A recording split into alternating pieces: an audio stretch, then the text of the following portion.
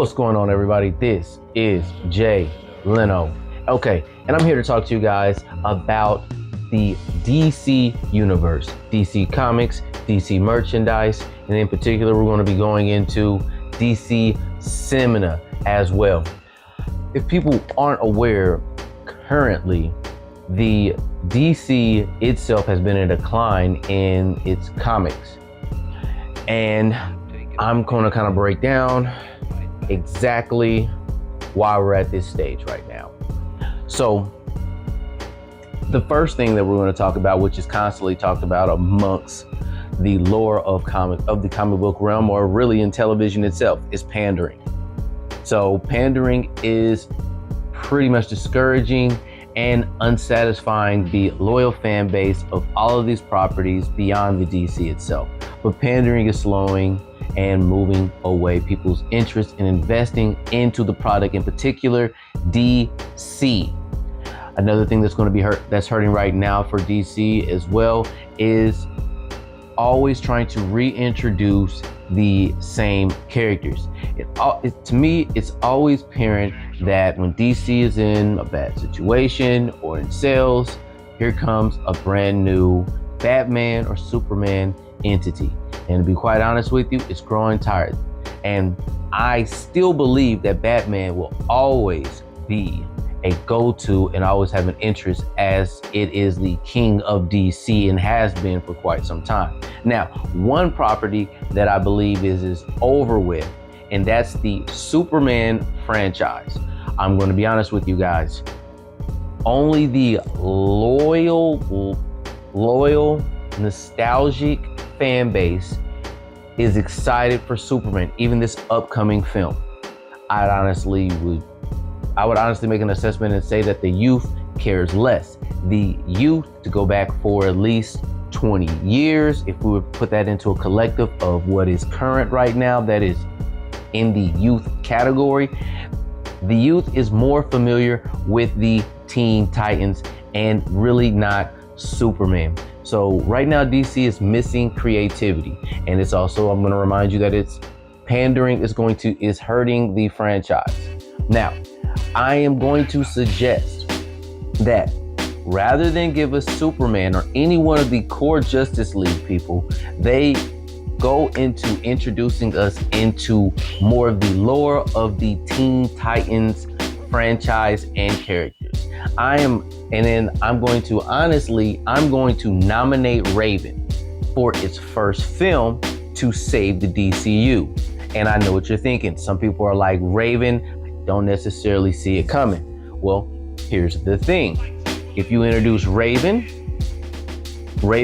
origin story, have a standalone origin story, but for the setup for its sequels to come, or it can be used as a branch into the spiritual realm, as well as things on Earth. I believe that within its sequel, you can find ways to introduce Starfire. You can find ways to introduce Robin for possible sequels, and it'll be a reintroduction to a new character that people aren't already accustomed to. I believe at this point, there's been a high volume of Gotham product, and at this time, I don't think Superman is worth a time or day. He is old. He is an old rubber band running around here. All right. So, and with bringing in Raven as a character, you can go into Trigun. Again, we're going into the spiritual realm. That way, this film won't just be your typical heroic film. You can introduce thriller, drama, as well as you can have the dark arts itself introduced, and sorcery, which that's when this property itself doesn't have to have pandering implemented in it, because it really checks all boxes all up front.